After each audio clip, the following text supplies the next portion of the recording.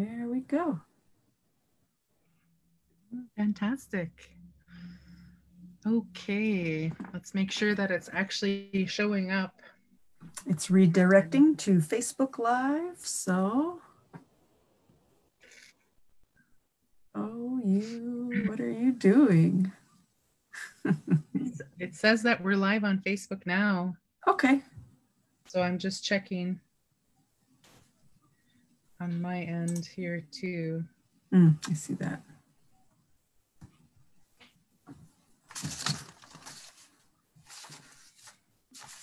Okay, yep. It shows that we are on. And all right, it's action. Yeah. Fantastic. Okay, let's make sure that it's actually showing up. Yep, it's redirecting to Facebook Live. Okay, fantastic. Well, welcome everyone, and Xheech Háw'aa for joining us for our Coffee Time for the People. This amazing group of people are our next installment, our Native leaders shaping our world. I can't wait to have a conversation with all of them. If you are able to share on your Facebook site so that we can have more of our community members have a chance to listen to our young leaders, that would be fantastic. Welcome to everyone, and welcome especially to our guests with us who are here with us from across our beautiful homelands of Alaska. I want to recognize that wherever we are in Alaska, we are on Native lands. And I'm here at home in Queech, Kwaan, Alaska and Southeast. And our guests come from all over the state, and they'll have a chance to introduce themselves and tell you where they are. Our offices, First Alaskans Institute offices, are on the lands of the Diné people up in Anchorage, although we work statewide with our Native community. We also want to make sure that people understand that we are operating in unceded Indigenous territory called virtual space. And we wanted to make sure to acknowledge that and to acknowledge all of our relatives across the world who have joined us for coffee times in the past as well. So, Xheech again, Háw'aa, thank you all. Gatgyedm Hana'ax. Oh, Nt'oyaxsn. Nt'oyaxsn for everybody being here. Very excited for our time together. I wanted to share a song just to get us started. It's called The Box of Wisdom, and it was made by Marcella Asiksik. Shagait Limi da Ts'msyen is her Ts'msyen name. So forgive me if I make any mistakes. Kislam mahe ni dim di hamoma gu gwa da quen quislo ahe ni dim di hamoma gu gwa da quen Spegashahe ni dim di hamoma gu gwa da quen Shamal gedahe ni dim di hamoma gu gwa da quen Amani zugo gilam koi ada Gwich'in hey. So what that song talks about is we've got a box of wisdom that we've got to put our skill of carving in, our gift of hunting, our gift of weaving, and of course, our gift of our real languages. We have to put these gifts in this box of wisdom, and we need to make sure that we pass it on. So, Nt'oyaxsn for letting me share that. Oh. Yeah, and Gatgyedm Hana'ax for sharing that beautiful song to start us off. I want to introduce myself as we talk a little bit about First Alaskans and why we do the work that we do. And then Gatgyedm Hana'ax will have a chance to introduce herself. Forgive me for any mistakes. I am in the process of learning both my Gatgyedm language and my Tlingit language. Nt'oyaxsn is my grandmother, Mona Jackson. Xheech Xheech was my grandfather. Hatlagadagan, he was Tlingit. Stathkawas Stathkawas is my mother, Delachini. She's a weaver. She makes her home both in Juneau and Queech Kwaan. Bilchini Hinudi Chadkiang. Bilchini is my father, and he makes his home in our community here of Kheexh. Stathkawas, or Lagunai Hinudi Chadkil Kiang. Lagunai is my Chadkil name, my Haida name. Gatsakas Gustudi Kwalagan. I am Eagle. Chichgitne Hinu Udi Ejang, and I'm a Chichgitne woman. Our family comes from Haida and Heidelberg. And I'm also Tlingit. Katsas, Yuchat Duasak. Katsas is my Tlingit name. Yech Nachatsati, I am Raven. Kach'adi Ayachat, and I'm also Kach'adi, that is my clan. So Xheech Háw'aa again for everyone for joining us and for letting me introduce my ancestors and my people and my community. Gatgyedm Hana'ax. Gatgyedm Hana'ax duayu Ts'msyen ganhadadi pategu will ukstamediktu nigyots dual zogu. I am Karla Booth. My Ts'msyen name, Gatgyedm Hana'ax, means strong woman. And I am of the Raven clan. My family comes from Metlakatla in Southeast. And my mother is Clarissa Booth of Metlakatla. My father is the late Glenn Somerville of Wisconsin. And my big sister is Candace Moore of Metlakatla, as well as of Queech Kwaan. I'm the director for our Indigenous Leadership Continuum at First Alaskans, and just feeling very grateful today for our time together. We started hosting these coffee times in person a number of years ago, where we could invite people that we wanted to learn from and listen to and think things through together with, around issues that are pertinent and relevant to our community as Native people, to the strengthening of who we are, to the perpetuation of the things, the knowledge, the ways of being, and the issues and priorities that are important to us.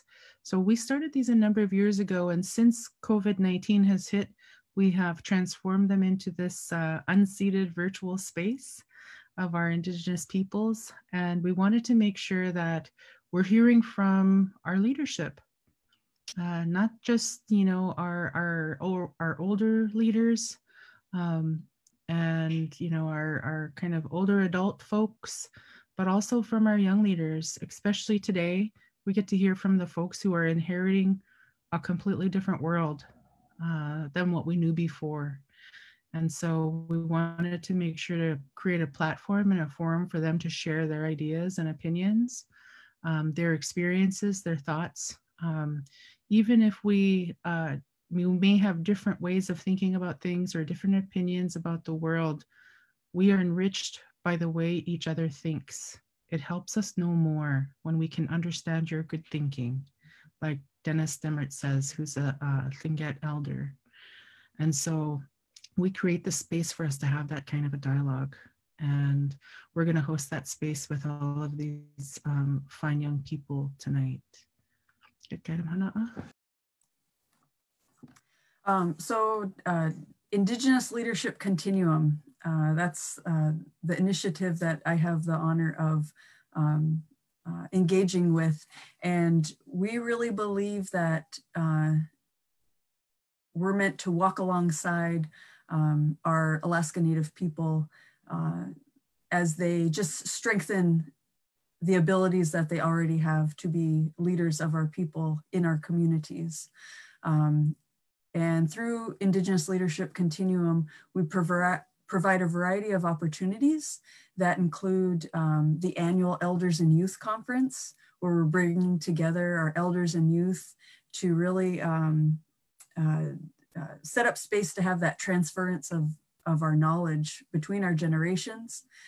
Other opportunities that we provide is our summer internship program for leaders that have shown a commitment to their community time and time again, and also for those that have chose to go through higher education.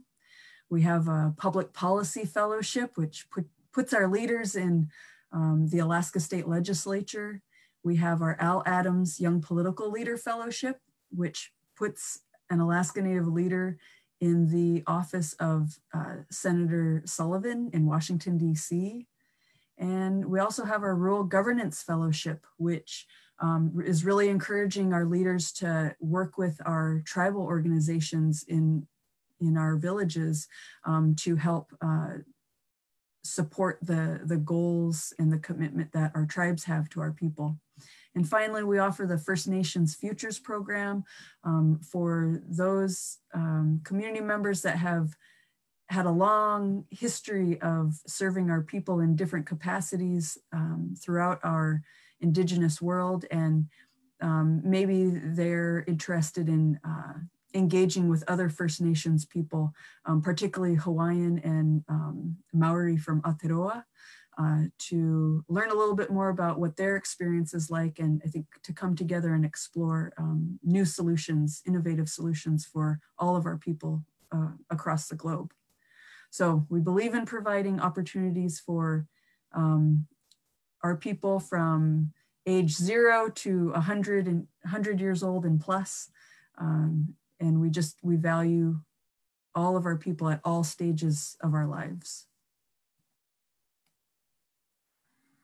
Xheech.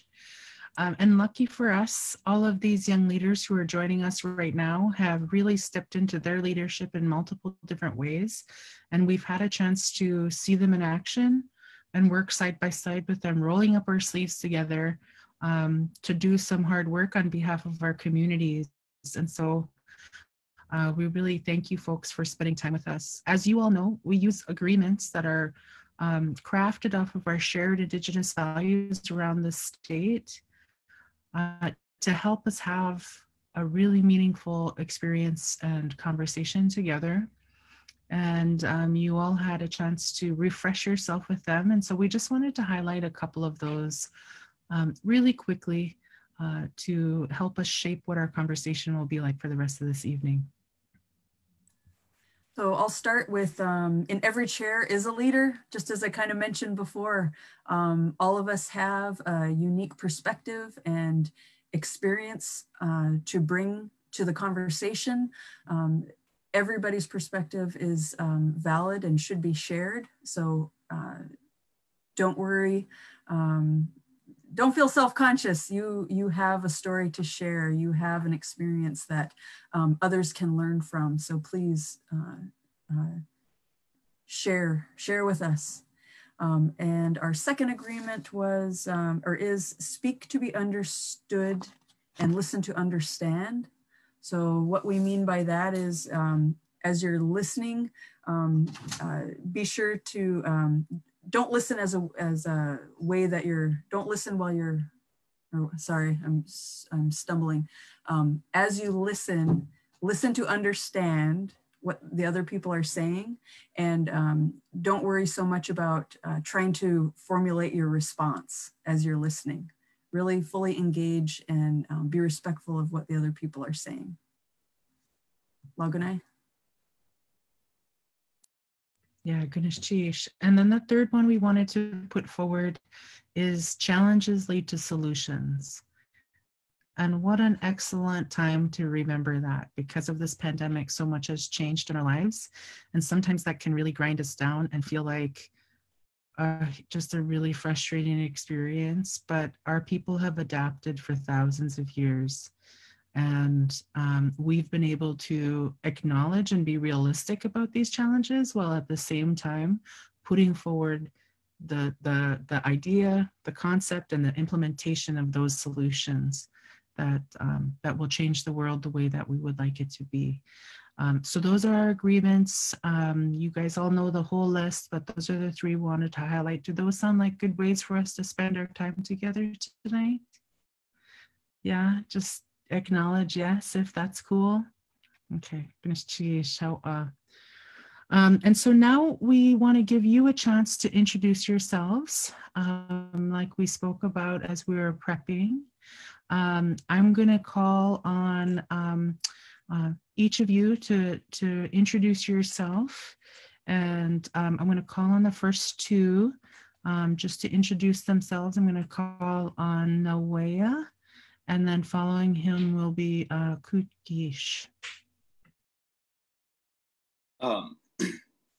Naawéiyaa Inupiaq Quad Lake Enach Austin Tagaban ye Nt'oyaxsn Nt'oyaxsn Xheech Quannah Duch Ayachat. I'm Austin Tagaban, or Naawéiyaa. I go by Naawéiyaa a lot, and I'm Tlingit and Cherokee, and I was born and raised in Juneau. And my grandma is Wilma Tagaban. That's my dad's side, and and my grandfather is Joe Tagaban. And on my mom's side, my grandparents are David Harmon, or he was David Harmon. He passed away several years ago. And my grandmother is Irene Robinson. And glad to be here with you tonight.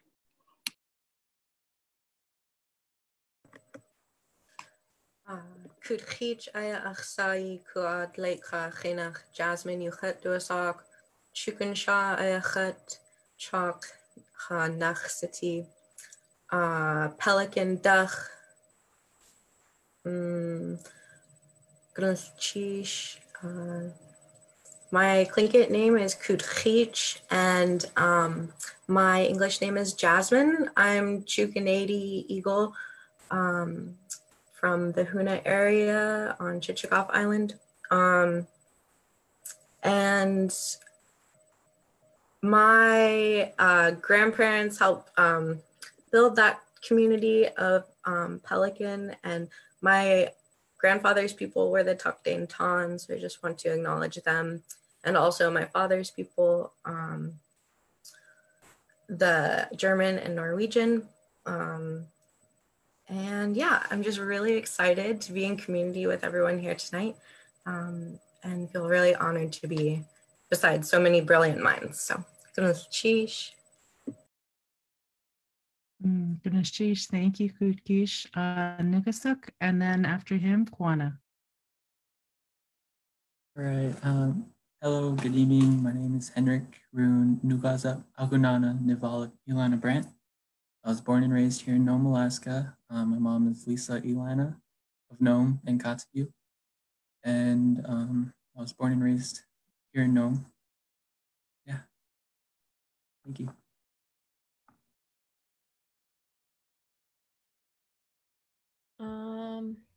Shojrik Quannah, Chasing Horse Pots, Eagle Village, Gwich'in, Náay Jody Potts, Nt'oyaxsn Nathan Chasing Horse, Nanieezh Adeline Junabe Potts, Nt'oyaxsn Mike Potts, Nt'oyaxsn Winifred Chasing Horse, and Nt'oyaxsn Joseph Chasing Horse. So I'm Quannah Chasing Horse Potts.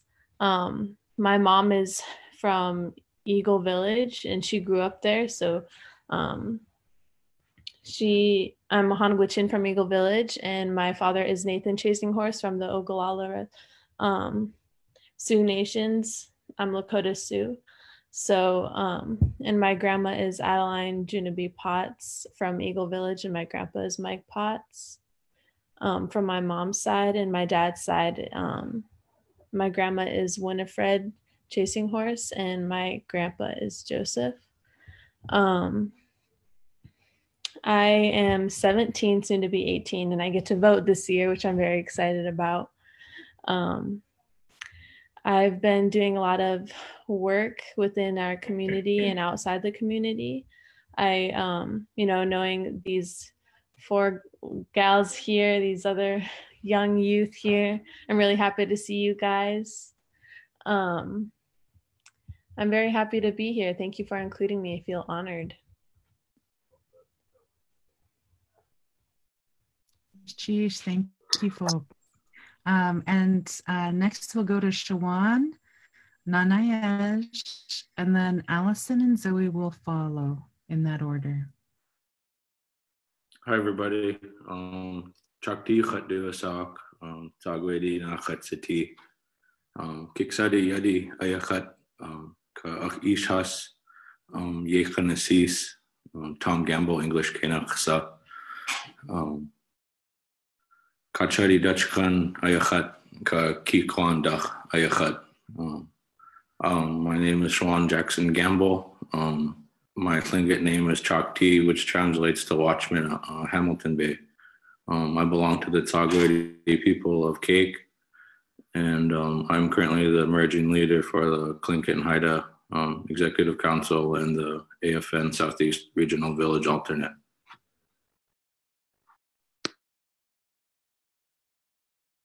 Shojri Nanieezh Peter Ojri, Bashrenko Gwetsan Ithli, Gatanan Gwich'in, Jihan Ine Tsatchiti Ivan Peter. My name is Nanieezh Peter, and my parents are Ine and Ivan Peter. I am currently in Fairbanks on the unceded Diné people of Lower Tanana land. And I'm here, so thank you for including me.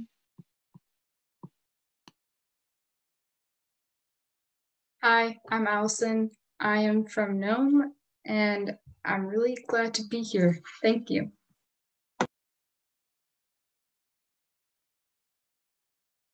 Uvanga Ataga Manik Sidnuasak Nuguranga Apaga, or I think Apaga Franklin Okleasik Jr., Akaga Denise Oliver, Atataga Franklin Okleasik Sr., Aussie Kurt Oliver, Anaga Lavon Syme, Aussie Carol Amrock.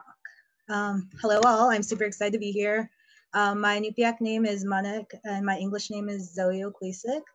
My parents are the late Denise Oliver and Buddy Okleasik, and then my grandparents on my father's side are Lavon Okleasik and the late Franklin Okleasik Sr. And then the grandparents on my mother's side are Carol Oliver and Kurt Oliver, and I'm super excited to be here. I'm very honored. Thank you.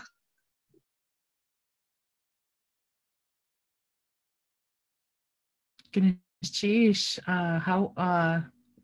Quannah, Masi, thank you guys so much for introducing yourselves and for sharing your families and your lineage, your ancestors. Just by your very presence, you bring them all with you. So Xheech, Háw'aa.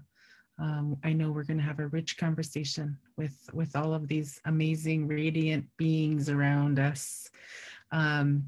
So thank you so much. It just gave me the vision of all of what our future is going to look like when we all get to that place when we can speak our languages again. So that was really beautiful. Xheech. Gatgyedm Hana'ax. Cool. I wish we had a map that could light up all of your different communities and your ancestry as you were sharing your introductions.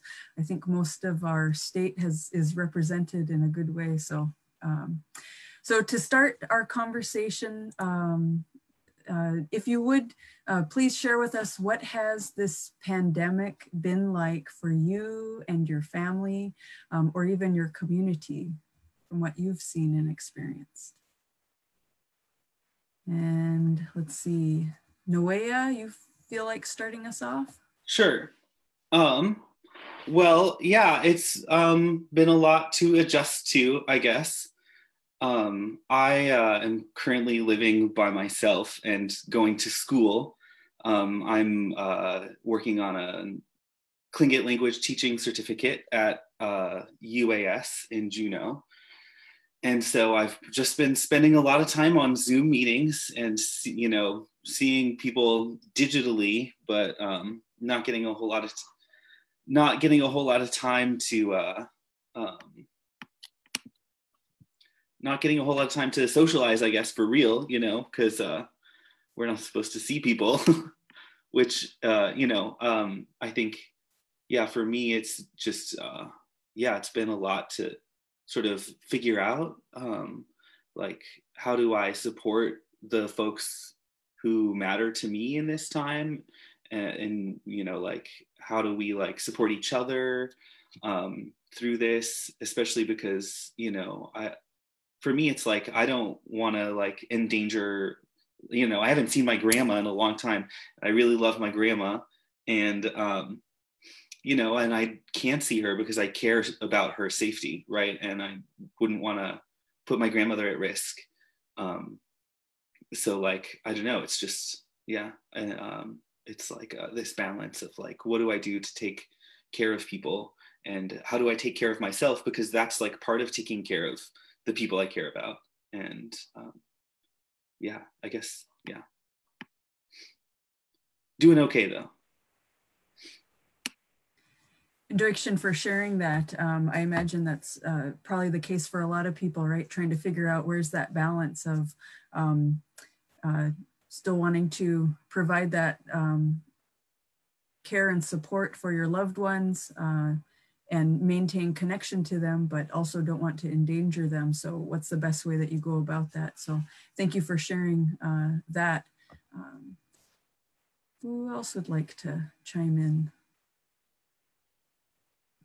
I'll chime in. I am also kind of having a hard time with quarantine and the pandemic.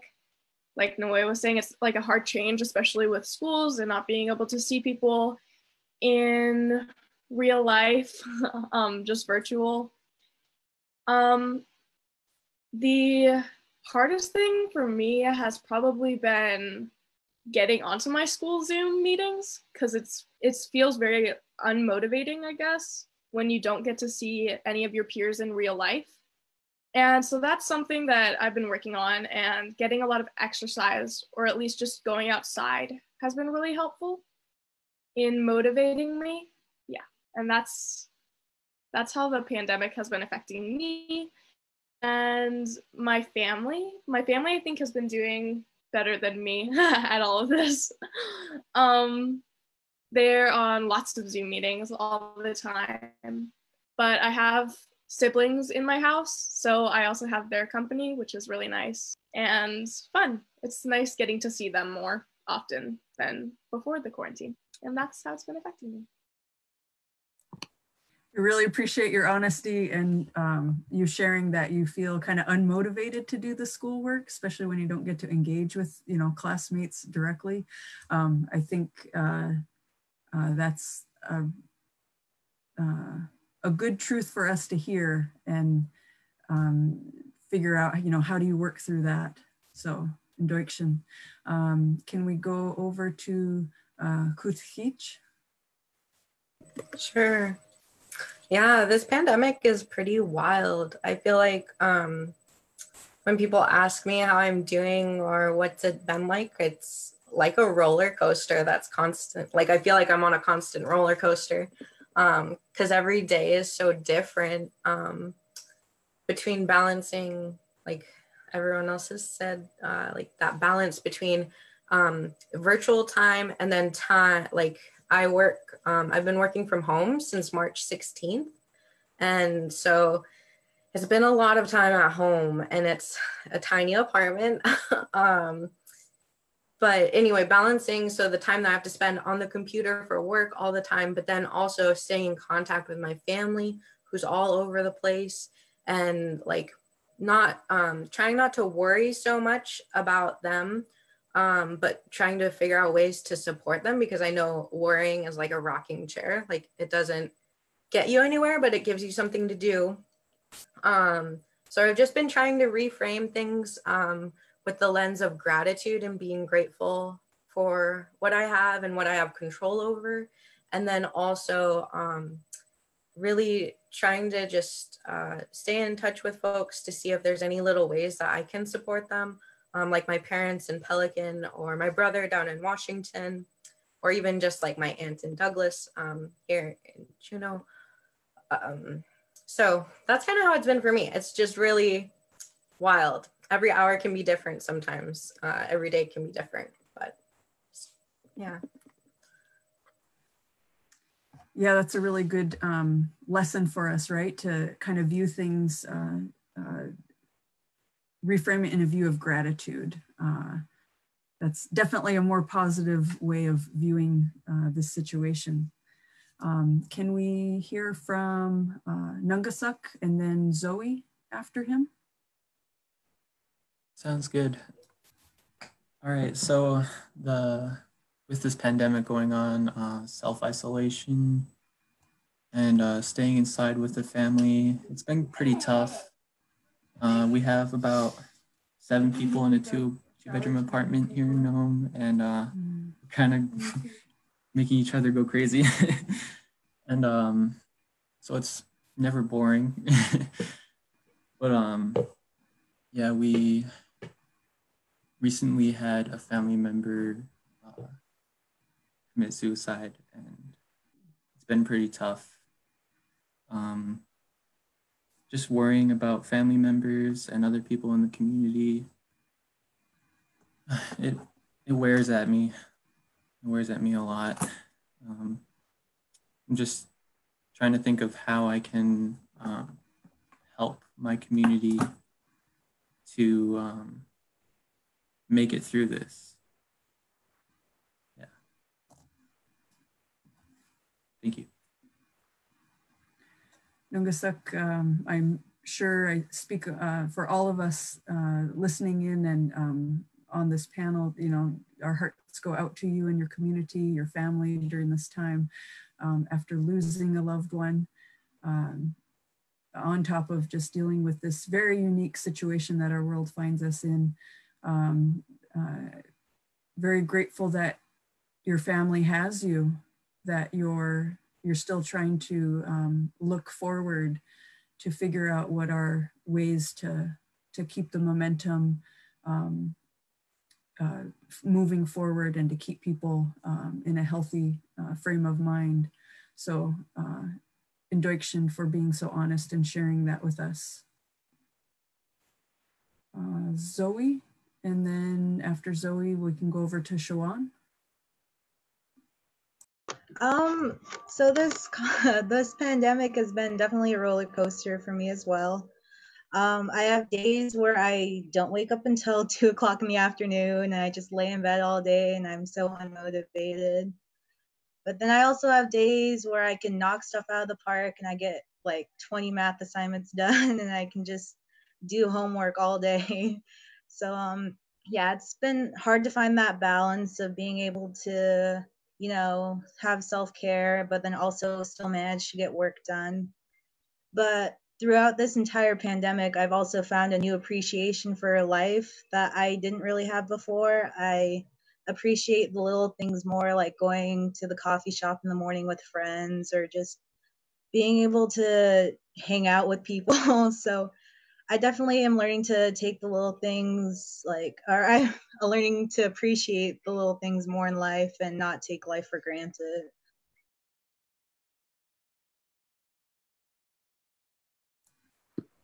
It sounds like yeah, I thought. Sorry. Oh, I was just gonna say that it seems like Zoe really had a good picture of that roller coaster that Queech had just shared with us. Shawaan? Oh yeah, sorry about that.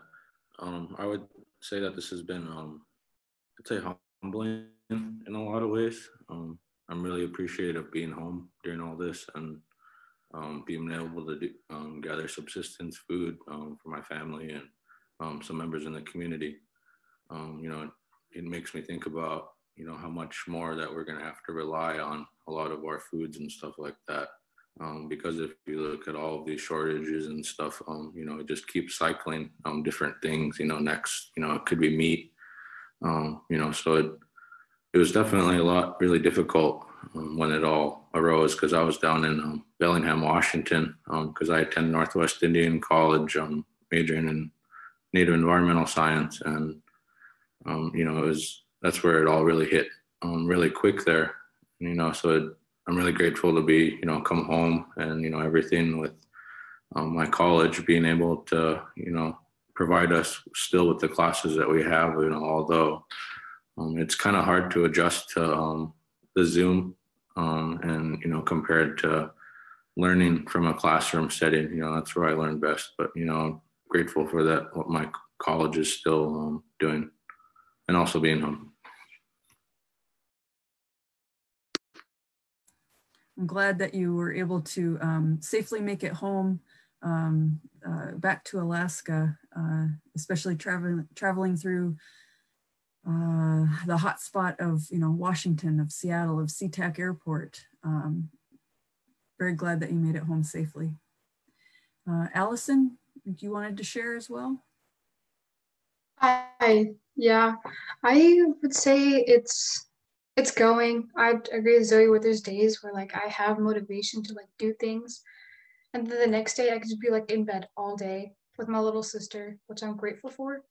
Like as a family, we've gotten like a lot closer. Like we start doing things like everything together, and I think it's like a good opportunity to do that with your families, like who weren't very close with your family and you like want to be close with them. Like now's the time to talk to them. I don't know, get to know them. But I do miss seeing people non-virtually. Like it's hard. The other day we went to my grandparents' house to drop off some food for them, but we stayed behind the screen door and we would talk.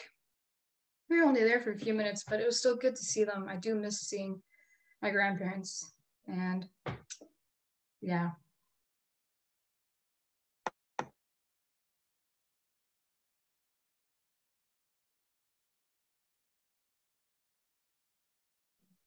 Karla, you're muted. Thanks.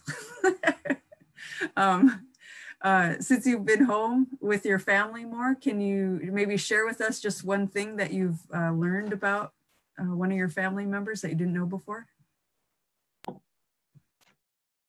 I don't know.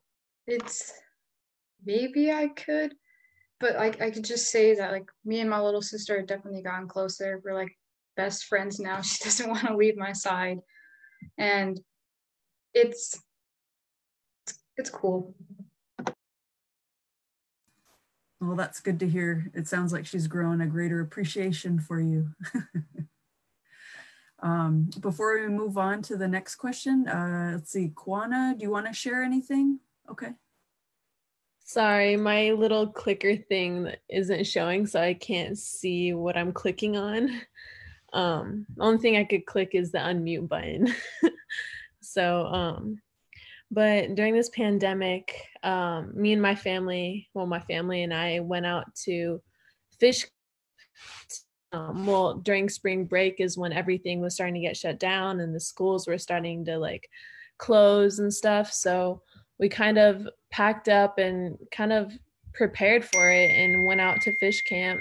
And we ended up just going to the village and staying there for about a month and a half. And, you know, being away from like, you know, all the chaos of the coronavirus in town, I felt safer there because my mom and I are at high risk. We could get really sick and it wouldn't be very good for my mom and I. So we went to the village and, you know, going out there, reconnecting with the lands and kind of, you know, kind of realigning myself and learning my traditional ways of life. I kind of focused on that more than anything of, I started sewing a lot and my mom taught me how to cook all kinds of meals and stuff. So I think that's one thing that we need to do as youth too, is that we should like start, trying new things, cooking a little. It really helps with, the mood. And that's what I notice that helps me is just, making things, doing something, staying occupied and busy. And I do find myself, having my lazy days where I want to sleep all day or lay in bed. It happens, but my family and I, we've been doing all right. We have a big family, so we all have each other. And when we were in the village, we stayed in a small cabin with like 6 of us, and it was, I'm pretty sure we drove each other a little bit crazy for there for a little bit, but it was good. Now we're back in town and just staying home and trying to stay busy and going out more, being in town is a lot different from being out in the village because when we were out there, we were allowed to just go outside and walk around and, visit because we went out there before the pandemic hit and came into Fairbanks. So we felt pretty lucky to have been out there before it really hit. So yeah, I'm just excited for it to all kind of really die down and I can see my friends again. That's been really hard for me is social distancing and being alone all the time. But it's what we have family for. So yeah. Nt'oyaxsn for everyone for sharing. Sounds like there's been some hard lessons learned, challenges to staying motivated. Some people have been getting extra hours of sleep and spending more time with family here and there. But then of course, we've also had to deal with some very serious situations, people that we love passing away, or people that are at high risk being in danger of contracting this sickness. So thank you all for sharing your individual experiences and those of your family. I know for me, it's kind of comforting to know I'm not the only one that has had challenges with staying motivated or slept a little bit extra here and there, or just wasn't quite sure what to do next. I know I had big hopes of staying really productive, but that doesn't always happen. So, Lagunai, can I pass it to you? Yeah, Xheech. Man, I was listening to you guys and thinking about like what a change this has been in such a short amount of time. I was really listening to, one of these themes that I heard was around the impact that having to be, isolating within our family units. There's a blessing to that, but there's also, it's also hard. It's real. I mean, being in small places with lots of people or being completely isolated and not being able to be with anybody because our circumstances are all different, it takes a toll. And so goodness, Xheech, for sharing and being so open about that. You made me think also about what it is that you are hearing from your friends, from your peers, about how it's going for them. If you could think about,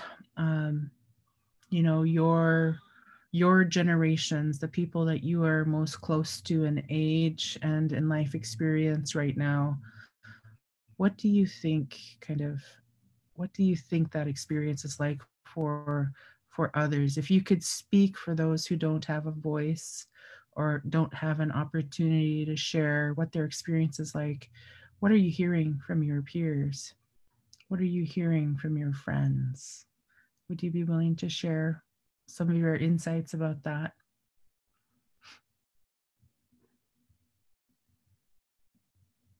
Shawaan? I could go first.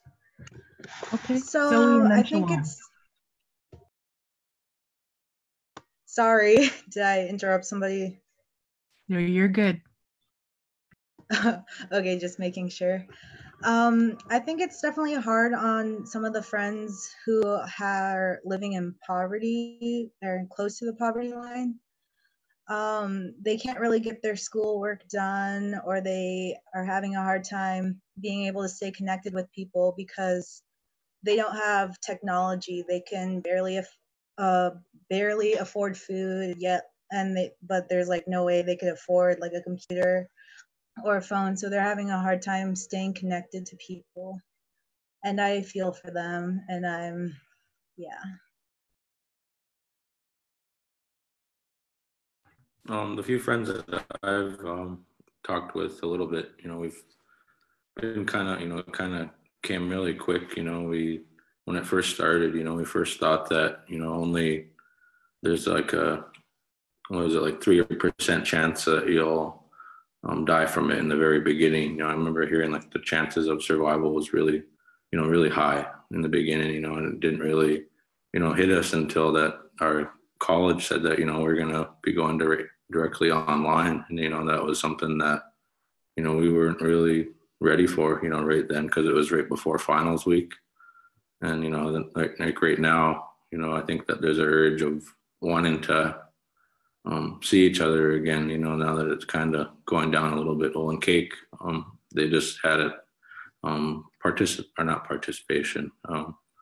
You could have groups of socialization up to 20 people now. The city's been doing a really good job of making sure that we keep everything, at mitigating it. But, I think that there's an urge of wanting to see each other again, and, anticipation for this all to be over and everything to go back to normal, because, it's something that we're not really used to yet, or, something that a lot of us aren't. That's all I really have. Thank you. Goodness, Xheech, I really appreciate your sharing, Zoe, and highlighting that we have some of our friends and our peers who they don't have the equipment that they need to be able to really engage in the opportunities there are for education through internet virtually.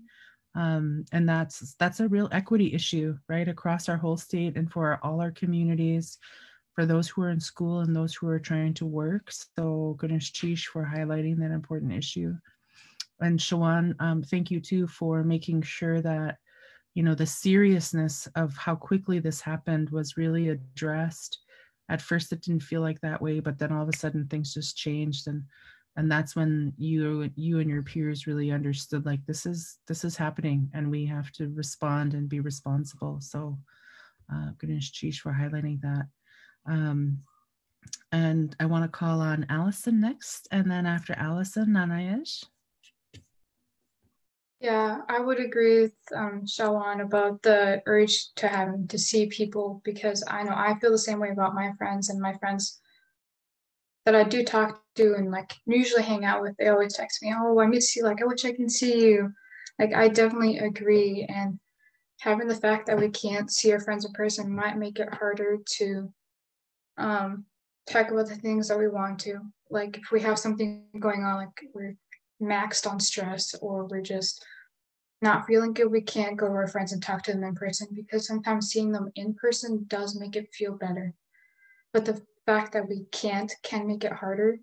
And I know a couple of my friends are feeling that way right now because they're in isolation, they're by themselves and they're not like feeling good. And I wish I could just go give them a hug and be like, hey, it's okay, but you can't. And it's definitely harder to do.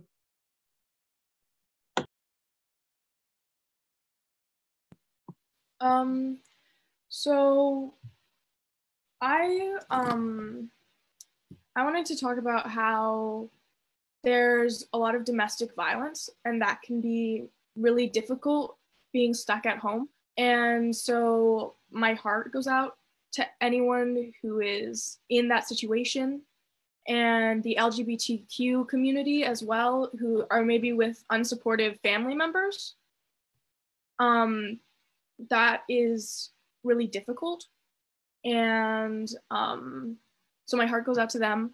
And also my community on Navajo Nation, where they only have a very few grocery stores. And so there's like the danger of running out of water because it's in the desert, or running out of food, and who's going to go to the store, and all these like grandparents out on the reservation who might not have close family members who are there to go to the store for them. So those are my concerns for people in my communities and everywhere during this time. Thank you. Xheech, Alicyn and Nanieezh, I really appreciate the the realness. It is really hard, and when you need an outlet, when you need that friendship and that support that only your friends or your peer group really can kind of hear you, and especially when you're kind of having to spend time away from everyone for so long, it is a really important part of our social life and our community life to be able to talk to people like that, and it can help us deal with those stress levels and the way that we feel. So that's real. And Nanieezh, I really appreciate that you brought up domestic violence issues in our LGBTQIA2 plus family, and also our Diné people, our Navajo relatives south of us. Everybody is being hit and by this virus in really, profound ways, in some ways we don't even know about. So thank you so much for bringing up those issues.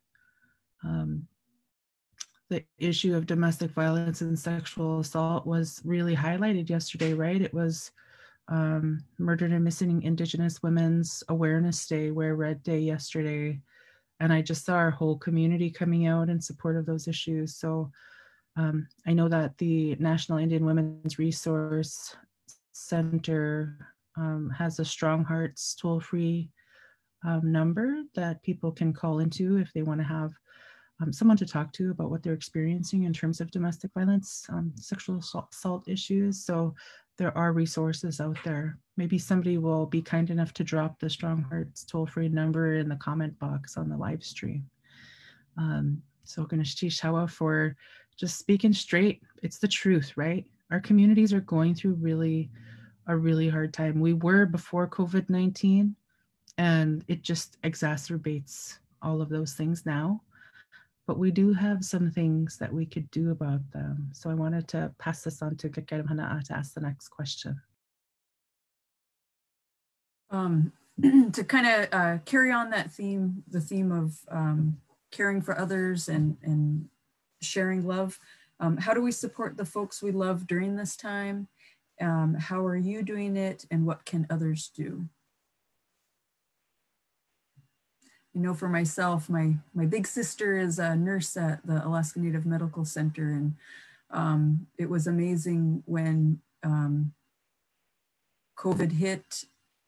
She was on vacation to, replenish her energy and her strength, and when she came back to Anchorage, it was really scary to think the next day she's going in to work directly with our community that has COVID-19, and she has a very high chance of contracting it herself, right? Nurses, doctors, they don't run away from, they're not running away from this disease, they're running towards it to help those that need it most. And so I know that as we were preparing for her to go back to work, my boys made loving messages for her, made little signs. We put it on her door so that, on her car and on her house door, so that when she went to work, she saw the message of lots of love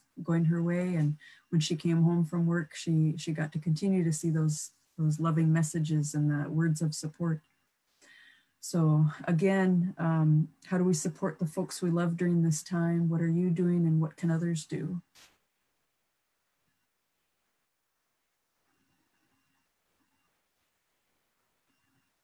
Who would like to maybe share first?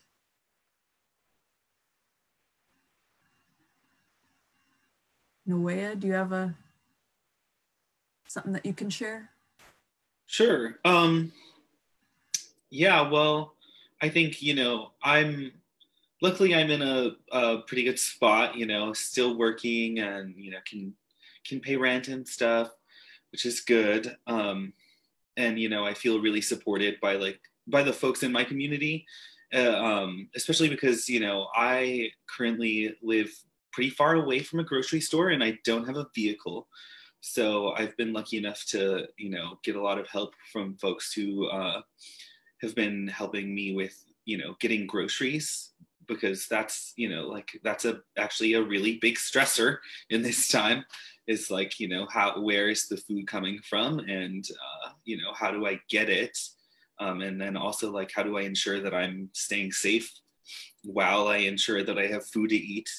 And so I think, you know, I think about, you know, like what are the things that we can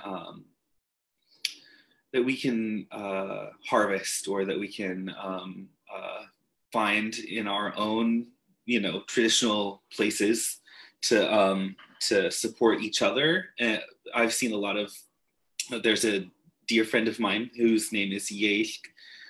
She's Tlingit, Duck Dainton from Háw'aa, and she is you know, an amazing person, and makes all kinds of medicine and harvests all kinds of food. And she is, you know, it's been really amazing to sort of see what she has been, you know, offering to the world, to, you know, helps where she can. And you know, I find that really inspiring, you know, to see other folks doing what they can where they can.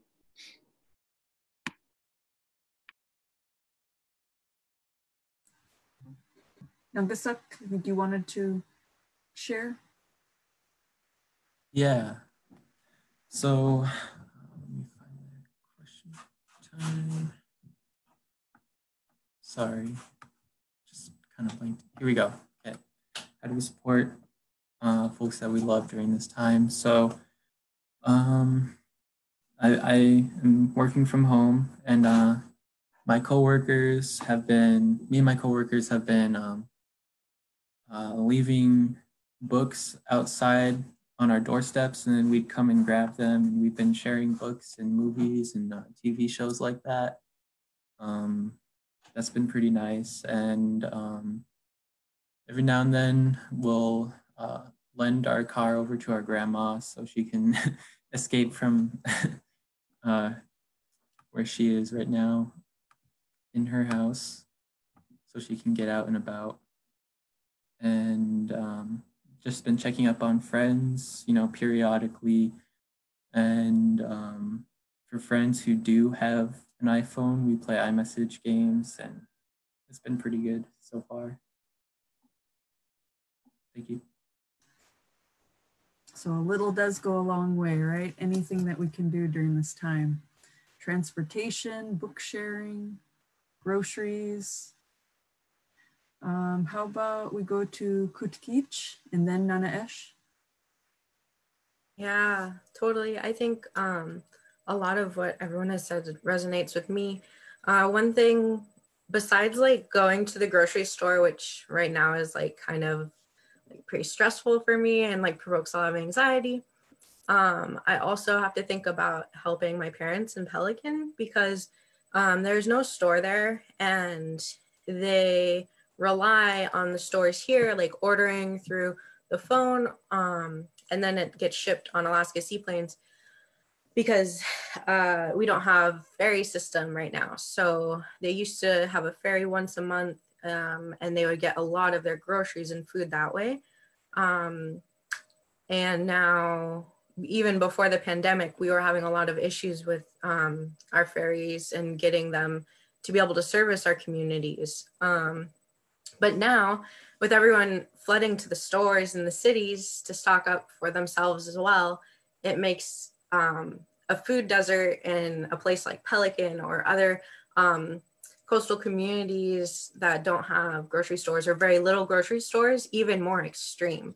So like folks just don't have as much access to the foods in the stores, which is really hard to navigate if you're not set up to go subsistence harvesting, or you don't have certain access to like boats or the tools that you need, or maybe you're elderly or just like can't get out there. So I've really been thinking in that way, trying to like really encourage the young people that I know in our communities to take that step up and help provide. And I do, when I can, send stuff to the community, or if I hear somebody like on Facebook and they're like, oh, I need like this or that, I try to help. Or even if it's like an emotional support sort of thing, like if people are just having a rough day, or a coworker, because we've been working exclusively from home for a long time.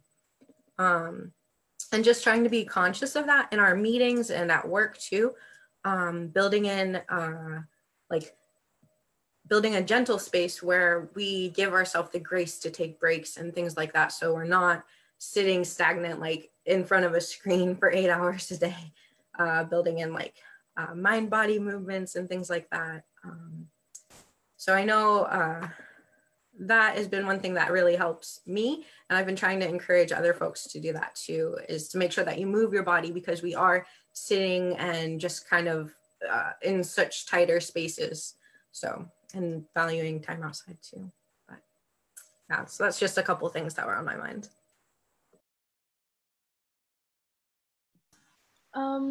I really liked what you were just saying about mind body and making sure to get up and move your body, and also give yourself leeway, because it is hard being on Zooms. Naawéiyaa has been talking about that a lot too. Shipping things up to our communities, or I've been trying to support my Navajo Nation community by purchasing artwork by different artists down there who have maybe lost their job or are trying to support their family on the reservation, as well as shipping boxes of like clothes and goldfish to Arctic Village, Bashanko, where I'm from, because they don't have goldfish there and the kids love it. So just something to put a smile on their face really brightens my day too. And currently I've actually been writing letters. So handwritten letters instead of just text messages, because I feel like that's maybe as like non-virtual as we can get currently. So writing handwritten letters I think is really nice. And it brings like a sense of extra caring when you receive one or you give one, I guess. And so that's what I've been doing to stay positive, help my community, stay moving, feel alive. So you got to clarify, is that goldfish crackers or like real goldfish, like for pets? No, it's goldfish the crackers. I don't think they would let me send goldfish, like actual fish up there. I don't know how they would do that. I'm sure you could find a way.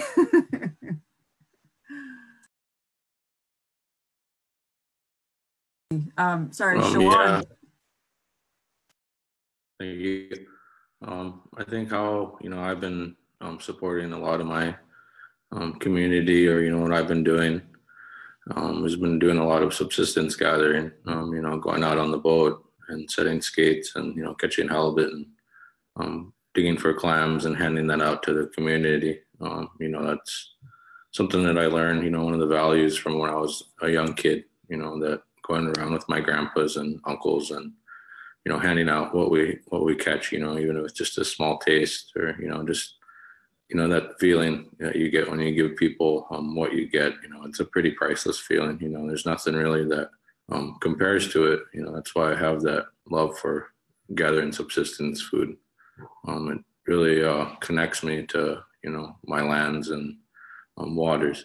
And it kind of just makes me kind of feel like I'm living the ways that my ancestors lived, and that we don't really have to rely on a lot of the store-bought foods like chicken. We have grouse, and we don't have to have beef. We have moose and deer, and that's where I think a lot of we have to go back to doing a lot of that, gathering what our lands and waters have to provide for us. We're pretty rich with what we have around us, and I think that with everything going on now, everything's going to keep going in cycles, you know. And I think that meat for sure is going to be the next thing that will be scarce. And, you know, so it's not really that, my grandpa, Joel Jackson, said it best that, you know, it's not that we're starving right now, you know, it's that we're preparing for what's coming, you know, because we don't really know how long this will be.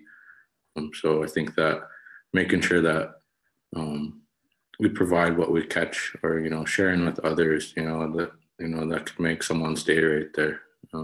Just a little bit that I've been doing, you know, trying to, and too, when I handed stuff out, I made sure that I wore a mask and gloves just to make sure that everything that I gave them was, you know, just made sure that everybody felt safe when they got that too. You know, I didn't want to put any alarms up or anything like that, or make anybody feel unsafe with the foods that they're getting. And speaking of face masks, I think the Alaska face mask fashion show is going on same time as our discussion right now. We'll have to watch the recording later. But all the comments that everybody's making is really just making me think of our Indigenous values in action. I mean, always preparing, showing care for elders, sharing care for others, using humor to brighten someone's day or to put a smile on their face. So it's just beautiful to hear. How about we go to Quannah, followed by Alicyn, and then Zoe? So I really liked what everyone had to say, especially with how, you know, we were just talking about how we are, he was just talking about how he really enjoys going out in the lands and hunting traditionally and getting the foods to provide. That's exactly what I was just about to bring up too, because when I was in the village, my mom and I would bake a ton of bread and make a ton of food and give them to the elders. We'd make soup, because my brother would go out and they had trap lines out there. They're out every day, you know, trying to provide. And so I think that's one really big important thing, is that the community, as a community, we need to be able to support each other, because this is a harsh time. We're all feeling how not only is it affecting the community, but extremely individually. I know that, you know, right now too, people are feeling very anxious, maybe alone, depressed. And I think, you know, keeping that connection with the lands and people, but not only through, not only virtually. I really like how Nanieezh is writing the letters to make people feel happy about it. Just, you know, the little things, I think, like was said earlier, the little things, you know, I'm starting to take more appreciation for. And I think right now too, for the community, I think, you know, once this all blows over and we're all able to, you know, come out and see each other, I think we're all going to have, going to feel a lot better. We're all going to tell each other different stories. And not only are people going to grow closer to the people that they are with, but also they will want to grow closer to other people, being stuck with the same people all the time. But I think that right now, you know, in this time, staying connected and also just reaching out to people. I think some people forget that it's okay to not be okay, or it's okay to reach out and tell someone like, hey, can we talk? Like, I'm feeling a certain way. Like, you know, we all need to be there for each other. And I think some people forget to, or, you know, we're all busy with our own lives and stuff, but, you know, never forget to check up on the ones you love. And I think that's very important.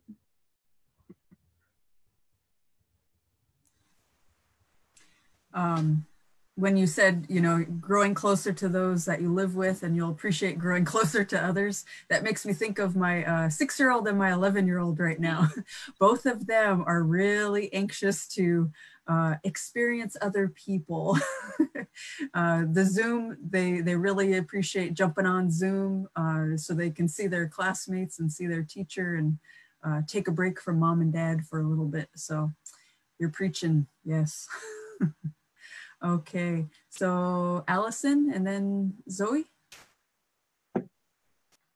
Yeah, so what I did for a little bit was what I would drive or I would walk to my friend's window.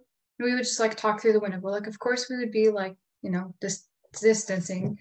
And we would just like sit outside and like talk through the window. Like I mentioned before, me and my stepmom and my little sister, we all went out to my grandparents' house, dropped off food, and we also were talking through the screen. They had a door screen, and we just talked for a little bit. That's something you can do, or you could just call them if you have the chance, or if you're able to, or text them. And I like the letter idea that Nanieezh brought up, because I recently had a friend from Anchorage write me a letter, and I was going to write her back. So I like that idea.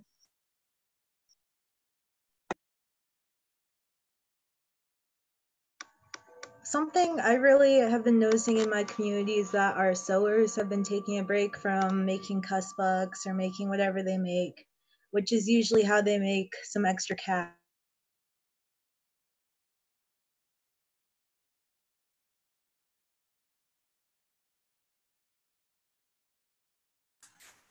Zoe, can you still hear us? I don't think we can hear you.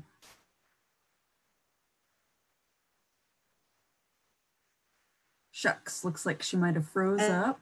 Oh. And then something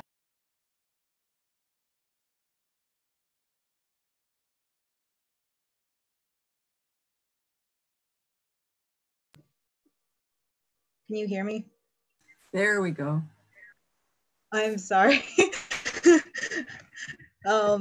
Should I just start over? Yeah, I think so. Okay. Oops, my bad. Okay, so something I really enjoyed that community members have been doing is they've been taking breaks from making cusbucks or whatever they do to make some extra cash, as they've been making masks for either coworkers or for healthcare workers, which I think is really amazing, because usually their projects are ways they make extra cash to help their families, and they haven't been getting any extra money for making the masks.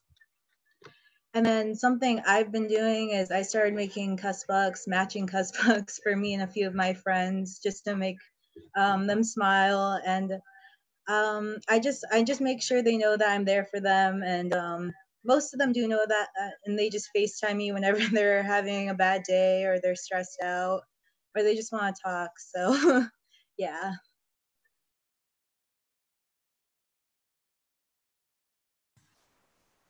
Well, that's what we do, huh? We just give and give and give to our family, to our community, to our people. Such good examples that everybody shared. I'm going to go ahead and pass it over to Lagunai to maybe continue our conversation. Goodness, Chooch. Wow, I think Karla said, Gatgyedm Hana'ax said it really well. Like, everything you guys were sharing was anchored in one of our native values. And I just really loved it. It gave me some really good ideas too. I've been a horrible letter writer for years now, so maybe I can strike up a pen pal somewhere out there in the world, make myself write a doggone letter for once. So kind of growing off of, this knowledge that you're sharing about our community and about the experience we're having, and also some of these native values that you folks have been sharing, really, sound, practical ways of actually operationalizing those values. One of the things that I was thinking about is, what do you guys think about this next question? Because of the pandemic, what's the opportunity for us as Native people to help shape a better world?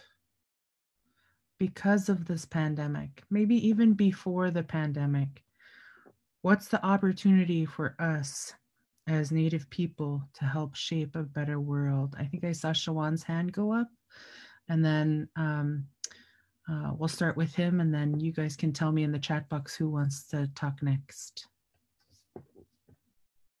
Yeah, something I thought about that we can get opportunity for, to really flex our sovereignty as Native people, to set the standard of,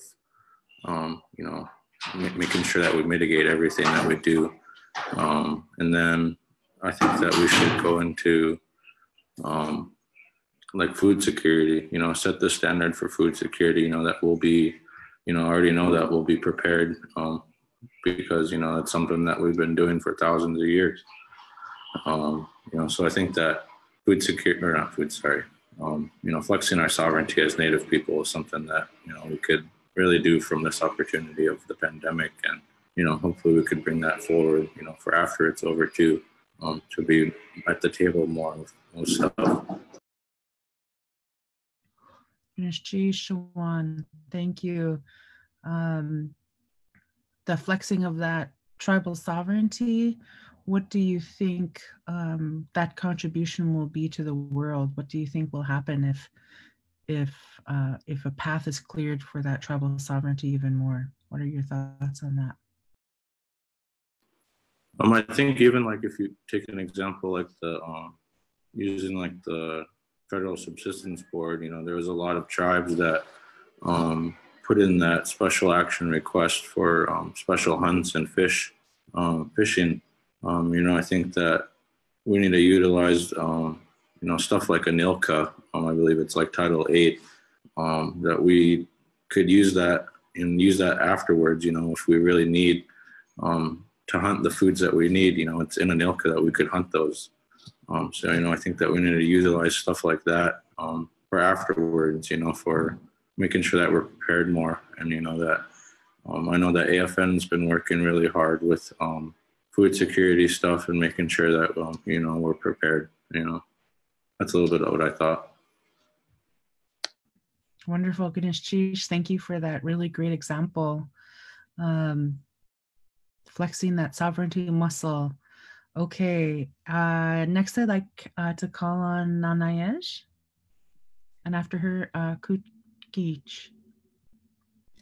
So with what Shawaan was saying about tribal sovereignty and just flexing that, I really agree with that. And also with most of us taking our classes on Zoom, that also hopefully gives more time to practice Indigenous knowledge at home, or like what Quannah did with going out to the village and baking and going hunting with her family and getting that grounding in Indigenous knowledge. I would support that. And I could see how this pandemic giving us the free time to learn our own Indigenous ways could change the world. Yes, Xheech, love it. All righty, Kheexh, and then Quannah. Yeah, definitely. It could totally change the world. I am here for it, as we all are, I'm sure. Something that I've been thinking about is stories that I've heard that, like Tlingit stories, or just, I don't know, Indigenous-based stories that are about isolation.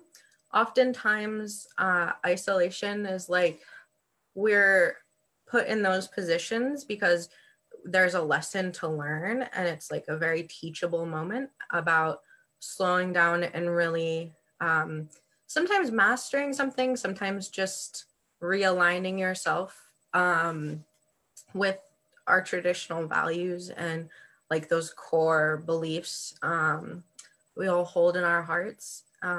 So I've just been thinking about that a bit, and like kind of what lesson are we being asked to learn by having this quarantine and this isolation time? And I think that's super different for everyone. But as like a society, as Alaska, or just even like regionally, I think that could look totally different too. But this is such an amazing moment for us to be able to sit and really reflect deeply on that and collaborate with folks, or just write down our thoughts and share them somehow with like close friends or something, and really breathe life into the world that we want to create for our future generations. I don't know, I just think also that just ties right in with nurturing ourselves and making sure we take care of ourselves during this time so that we are able to do that work after this all subsides, or, you know, as we enter this new COVID reality or the reality after COVID. And how nurturing ourselves relates directly back to nurturing the earth too, and taking good care of our earth. And what opportunities can we learn, or what experiences are we all going through right now? Like not traveling as much, using cars as much, polluting the world in different ways, and how our earth has been so much happier. So those are two things, or a couple things, I guess, that I've been really just considering and pondering and trying to use that reframing of gratitude and shifting the narrative, taking this moment to think about all the possibilities. Xheech, Quannah? I agree with like everything that is said. I also really think that, you know, I've been doing a lot of reflecting during this time. So I've been thinking a lot about like, you know, as Indigenous people, we know how to live off the lands, and we grew up off the lands. And I think that, you know, as a people, we will be okay. It's just that, you know, I think I keep thinking as if a picture like this.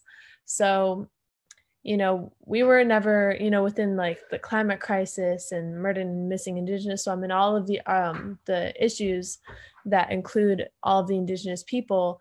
I think, you know, it's all intertwined. And if you look at this pandemic, I think, you know, Indigenous people for many, many years have always been preaching about these issues, like, you know, been trying our best to help Mother Earth heal. We've trying to teach and show the people the good way, to show them, you know, we don't have to keep, you know, hurting the land because it just hurts us.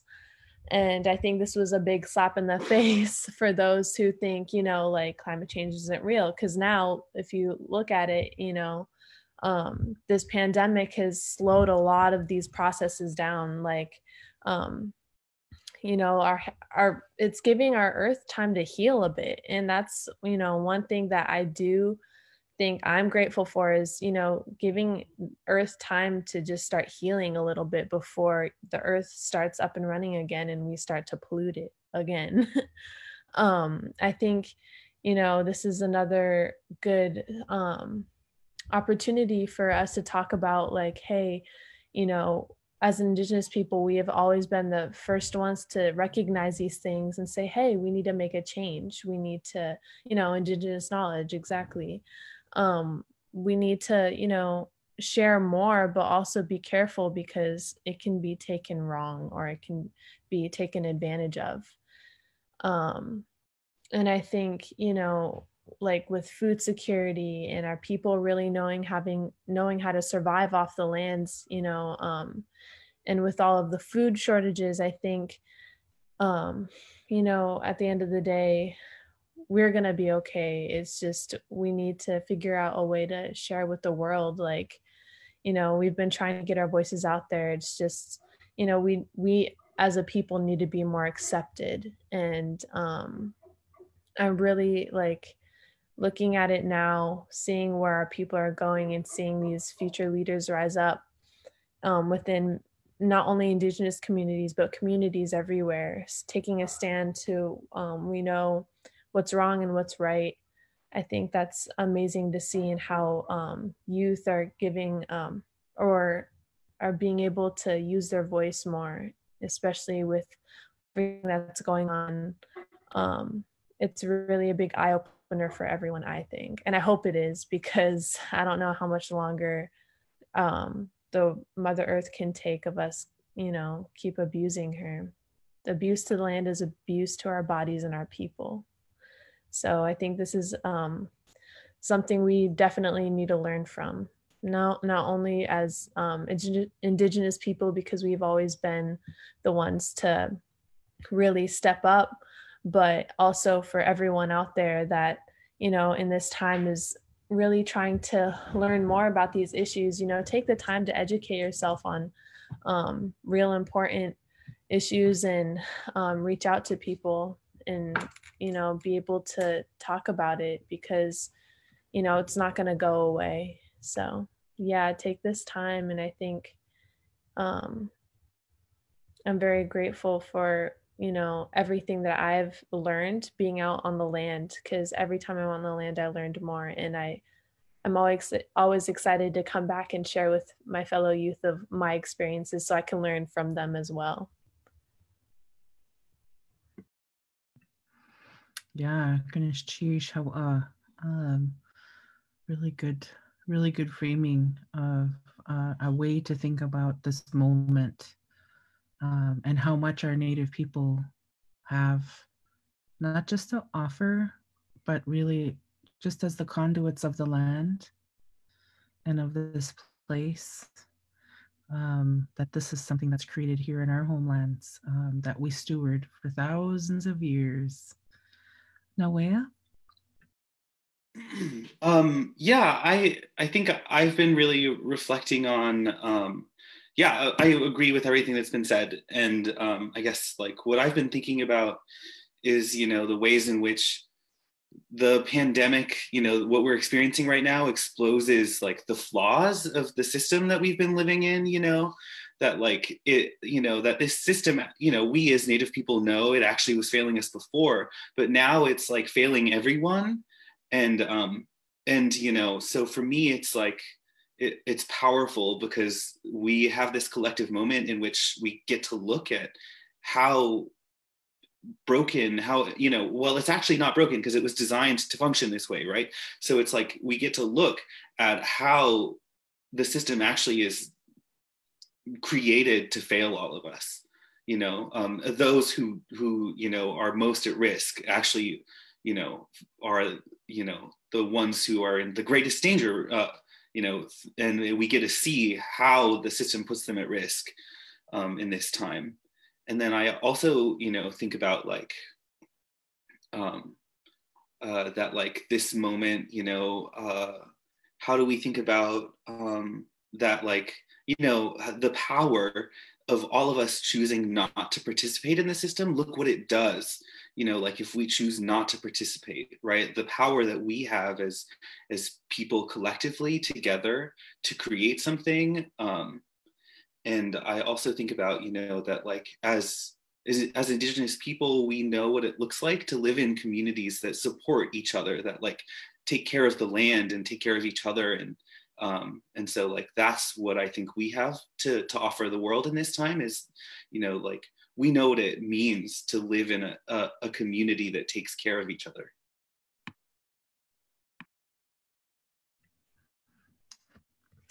Amen. Preach. Love it. Yes, we do. We know how to do it, and we have to continue to get better at doing it. And others need to feel like this is also their responsibility to do it. Goodness, Xheech. Nt'oyaxsn. All right. Yeah, I really like what Naawéiyaa was saying. So like in this pandemic, it really shows the flaws in the system. And I think that we can hop onto that and, update our resources, for the people that are falling through the gaps. And I just wanted to props to Naawéiyaa and everybody that spoke and shared. Thank you. Fantastic. Goodness, Xheech. Nt'oyaxsn, am I saying your name right? It's Nt'oyaxsn. It's like a rolling G. Nt'oyaxsn. Yeah, Nt'oyaxsn. Okay, Nt'oyaxsn. Goodness, Xheech. I think it's so amazing that we all have these beautiful names, and even if I can't do it right, I'm gonna try. So goodness, Xheech, for your graciousness. Wow. all of your responses just really have me thinking, and I'm so excited about the future you folks are in charge of.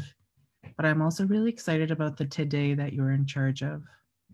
So I want to hand this over to Gatgyedm Hana'ax.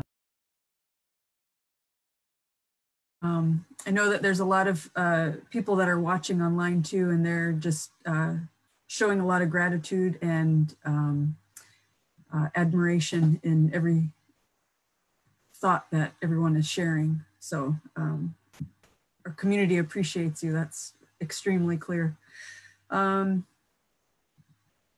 What ideas do you have to, you know, continue engaging in this transformation that started? How do we keep this momentum going? What can you do? What can we do? Nanieezh, you want to start us off? So I think to keep this movement going and to keep engaged, it's really important to focus on what you need as an individual person first, because that you can't help others if you aren't helping yourself first, because you are very important.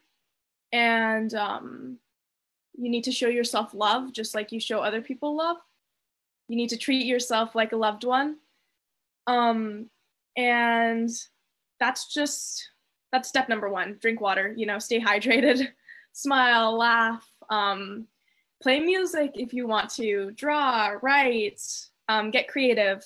I think that's really important to keep this movement going and to stay motivated and to stay on your A game, or not on your A game, because it's totally all right to not be on your A game.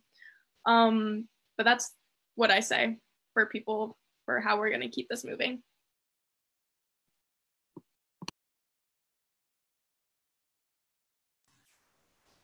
I appreciate your inclusiveness. Not everybody has all the answers. Not everybody, you know, makes maybe the best decisions at times, and that's okay too, right? That's one of the beautiful things about us as Native people, as Indigenous people across the world, is that we appreciate and value people for who they are, and we know that there's strengths that they bring to the table, even though, you know, things get sidetracked a little bit here and there. Yeah. Somebody else like to share? Zoe? I just want to go off of what Nanieezh said. It's very important to take care of yourself. And I also think it's important to realize that you do have a voice and how important it is to use that voice.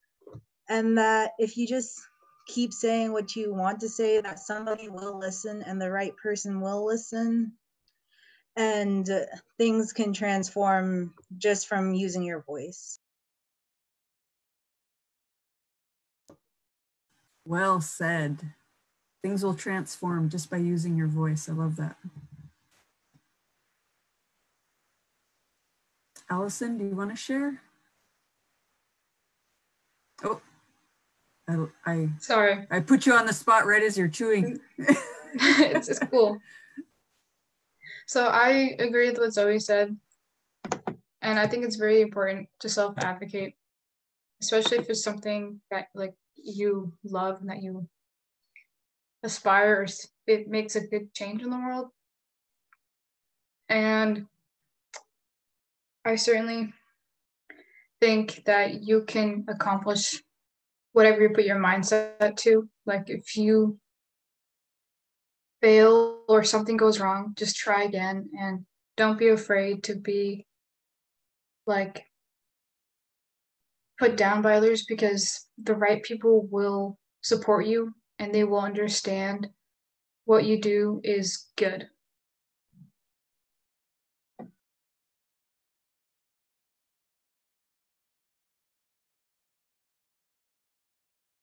All right, thank you. So one thing is that we can all stay connected. You know, either like you said, Alicyn, going over to your friend's house, talking through the window, or you know, writing letters to friends, texting, you know, social media, staying connected to you know, keep keep that support group around, and staying connected really is, I really think is at the heart of keeping this movement and transformation going. Thanks. Yeah, we can't do this work alone, can we? Shawaan? Yeah, I'd like to go off of that too. I think that if we stay connected, and also what Zoe said about, using our voices, I know that there's there's multiple youth groups across the state right now. And, there's the Gwich'in Youth Council and the Haida Youth Council. And right now, we're in the process of, establishing a Tlingit and Haida Youth Commission. So, I think of, we got to keep using our voices in those public meetings and, give public comments during these times, because, they'll listen to what we have to say, because, what we speak is, straight from the heart. And, I think that after this, to keep the movement going is we need to, work together. It's not just, like the Tlingit and Haida Youth Commission or the Gwich'in, we're all one, and that's what I want to elaborate on what Henrik was saying. It's a really powerful thing. If we're all united together, that's a really powerful thing. If we're all supportive behind one issue, that if one community has something going on in their community, you'll have the Tlingit and Haida people behind them, and vice versa. That's something that I've been thinking about. Is that an idea for a youth AFN?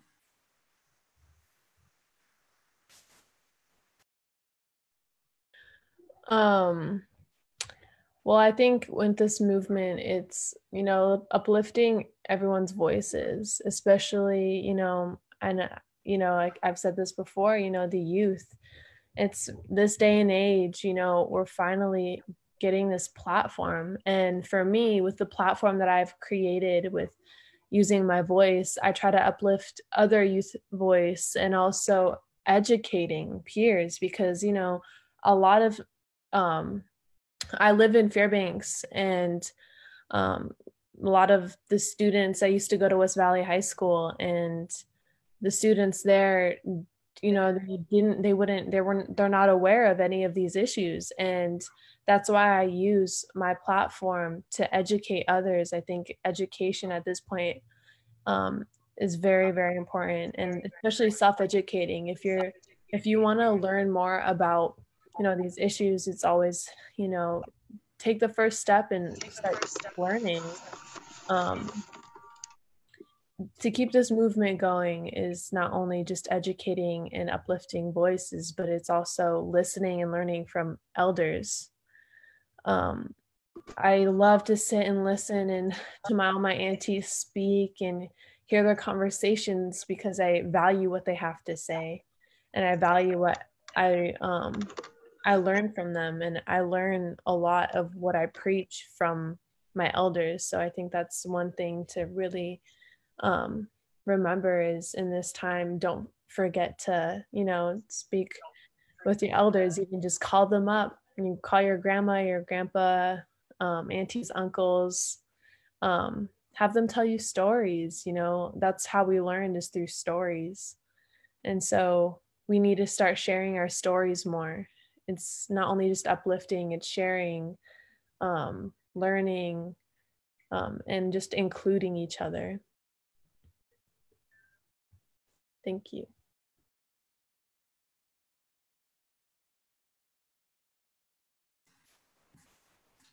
Nt'oyaxsn Quannah. I like, simple suggestion, right? Simple task, call our aunties and our uncles to listen to them. I know that there's times when we get kind of busy and stuck in our own little worlds, but yeah, we got to make sure that we make time to ask to hear those stories. I know I have my one of my aunties that passed away years ago, Auntie Charlene. I sat down and asked her, hey, what do you remember about growing up in Metlakatla? And she shared with me all sorts of little memories. And I said, did you ever tell your kids this? And she said, no. She never thought she had any stories worth sharing with anybody. And I mean, she talked about jigging for halibut down at the dock. And she talked about target practice with a BB gun, and talked about her mom and her dad being in an argument and walking separately, but at the end of the day, at the end of the walk, they would be walking hand in hand again. So yeah, sometimes we have to pull out those stories from those that we love. Can I go? So what I think about for this question is like, how do we keep it going? One of the things that I think is like, if we just insist on things not going back to normal after this is all over, right? Because we know that normal is actually really bad for us as Native people. You know, it's deadly for us. So it just, yeah, saying no to normal.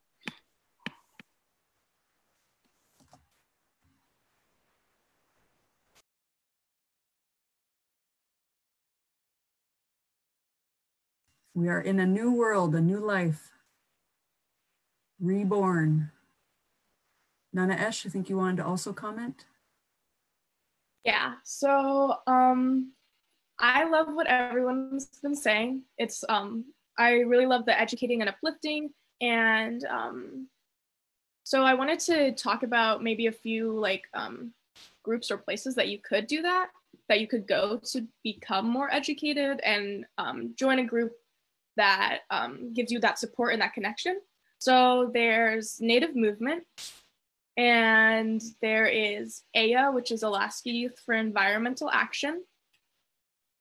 There's the Fireweed Collective, which is more young adults, and AYA is more teenagers. There is SELA, the Sovereign Inupiaq for a Living Arctic. There is the Gwich'in Youth Council. There's the Native People's Action. There's also the Elders and Youth Council, which I'm on currently, and that's, you get voted in at the AFN Elders and Youth Conference. And I'm the representative for the Interior, youth representative. And so those are just some groups that are supporting all of this change and hopefully giving support. They are giving support. And so I would encourage people to go and check those groups out as well.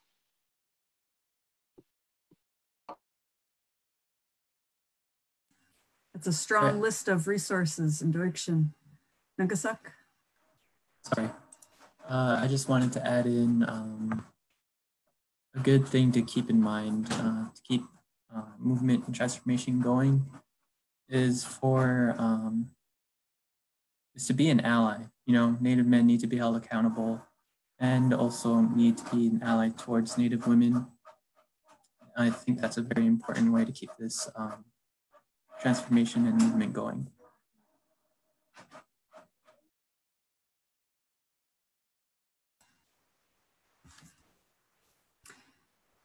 There's so much positive momentum going forward. There's no doubt that this is going to continue moving forward.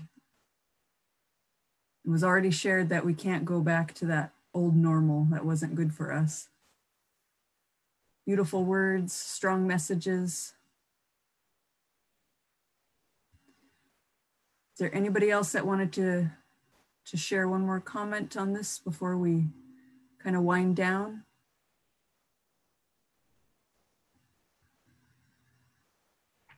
Okay, so I've been listening and thinking about this world that you're shaping, the world that you're shaping with your vision, the world that you're shaping with your actions.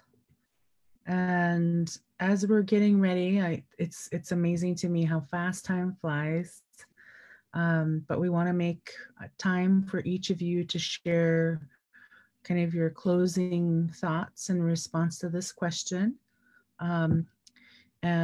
Before we end up closing out our time together, but we wanted to put one more meaty question on the table for you folks to share your insights about, so that we can be thinking about this collectively as a Native community. And how do we create the foundations that you need in order to create the new normal that you want? How do we do it now? While we take advantage of this moment this crazy world is in, and we can lay in the foundations so that you can create the world that you want to inherit. So what are your thoughts about that?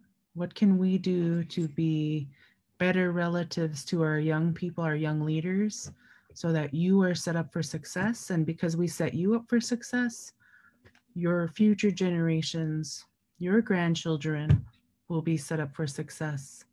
So again, what are your thoughts about that? And who wants to start off this part of our conversation?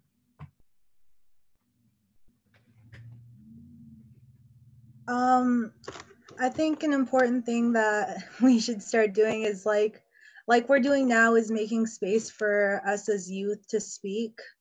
I know I personally get scared to speak out if there's no other youth in the room. So I think this was definitely a safe space for me to open my ideas, and I like these types of environments, and I think it's important to make spaces for us as youth, and then also elders, which you guys did another coffee time earlier, which was amazing with the elders. So yeah, just making space.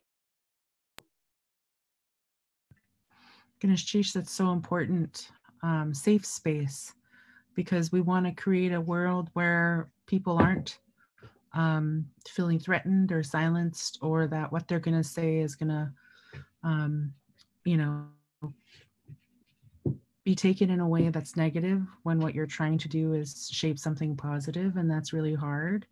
So that's why, we take the time to be good relatives and introduce ourselves and our ancestors, and we have agreements, and we try to be really supportive of each other's voices. So Xheech, Zoe, that's really good.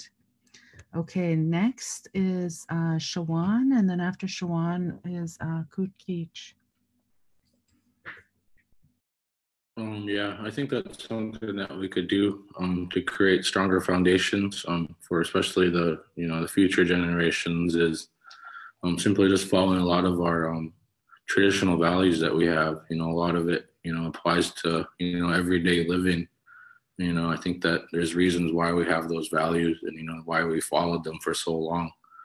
Going back to that, I think that will help us look forward, or not look forward, but prepare for what's to come, and that everything will be good, that we went through worse, and this is just another like bump in the road kind of, and that I think that giving more of the what they were saying about having the youth be participated more in these activities or talks and conversations, and I could agree too that it is kind of hard to speak at topics and stuff that you're really the youngest person in the room. It's really intimidating sometimes, but that your voice really carries a lot of weight, that has a lot of power behind it, has 10,000 years behind it. But that's a little bit what I was thinking, that if we follow a lot of our traditional values, I think that'll help us a lot.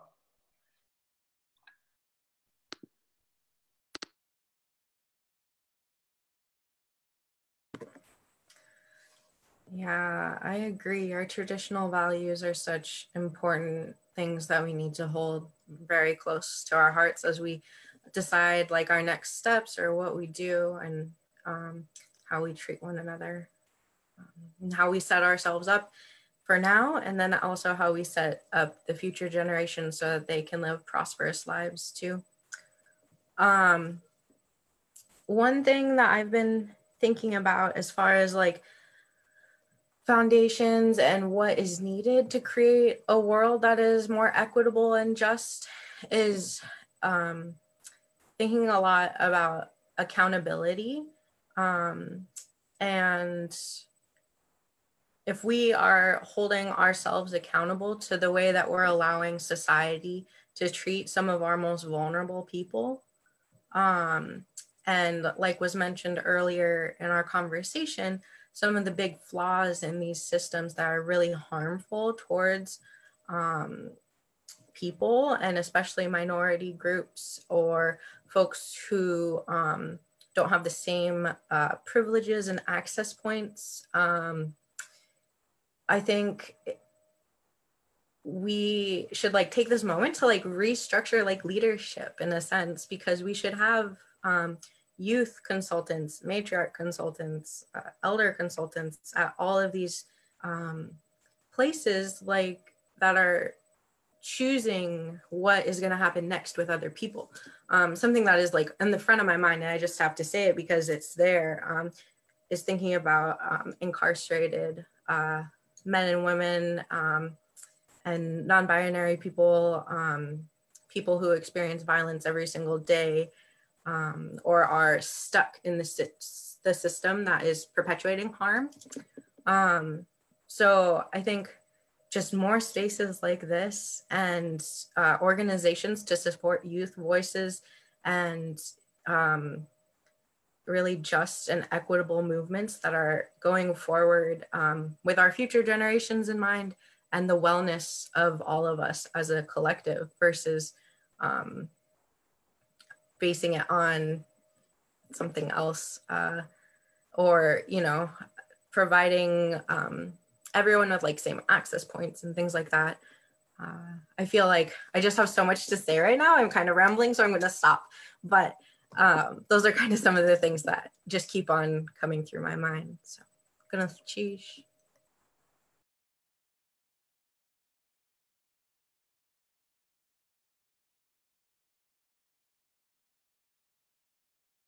Xheech. Go ahead, Nt'oyaxsn. All right. So I'd just like to add on, how do we create a foundation without knowing the history of our people? You know, in the system and with the system, against the system. So I really want to, this has been like my dream, to like do true history teaching, you know, in every Native community, true history. I've been to a couple Undoing Racism workshops. Those are amazing. And a lot of talking circles. I'd really like to, you know, push those toward the front lines in our communities. Because I feel like if we can't heal as a people, how are we able to uplift each other if we're not able to heal? Yeah, thanks. And then building off of what Nt'oyaxsn just said, I hope I said your name right just then. I do really think that it's super important that our history is taught to everyone, and because that's going to be a huge part of healing as well for our people. And healing is a step that you need to take to move forward, and that needs to be like maybe even before the foundation, there needs to be healing. And I think if our Indigenous history is taught, that's also going to be, there's also going to be a lot of stuff within the US government right now that will be taken apart because of that, because there's so much of our history that isn't taught because it's supposed to hide like dark truths about our government, and that this land is stolen. And there are different documents that say that our land isn't our land. And it was never our land because we weren't people, we weren't human enough. And so there's gonna need to be healing before we get to that foundation. And then at that foundation, we're gonna have to like, there's the US government, I feel like, is really gonna have to, it's gonna have to change completely, because some of the documents, like its founding documents, are the documents that don't allow us to heal. So that's what I have to say about our foundation. Sheesh, woo. Just telling it as it is, putting some truth out there, right? How do we build a foundation if we don't know our history? Sheesh for both of you for really highlighting that. I think of this phrase in Tlingit that I really love. It's a little long. De yun hus ausene och yon Nt'oyaxsn. That's like, they already made it, the like trail that we're going to walk on. And in Tlingit, that's referring like to the ancestors. So they already made the path for us. So I guess what I think about that is like, for me, it's about like reconnecting to those roots, right? And like, you know, really, reconnecting with the land, with ourselves and with our ancestors, and sort of that being the starting point that we come from, right? And knowing that like we have, you know, thousands of years of ingenious adaptation in this place that we live in. And so we know, so like we'll be able to figure it out, you know?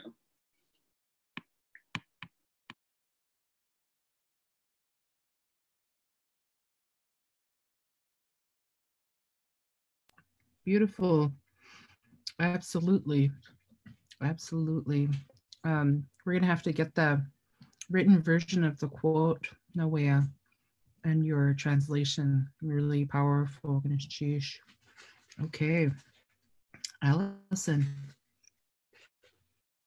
I really like what Henrik said about if we can't know the full history, how are we going to like, change the future? And I agree with what both